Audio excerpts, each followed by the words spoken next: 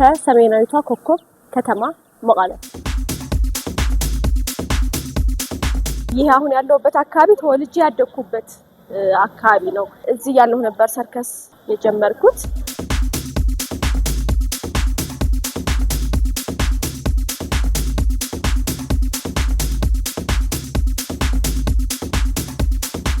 አብሲኒያ ብዙ ነገር አለ። በጣም ቀልደኛ ነሽ።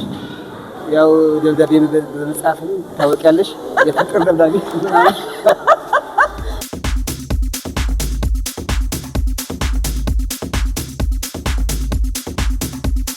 አሁን ደግሞ ያው አፄ ዮሐንስ ትምህርት ቤት ነው ያለሁት። ኤሌመንተሪ እዚህ ነው የተማርኩት እና በጣም ብዙ ሜሞሪ ነው ያለኝ።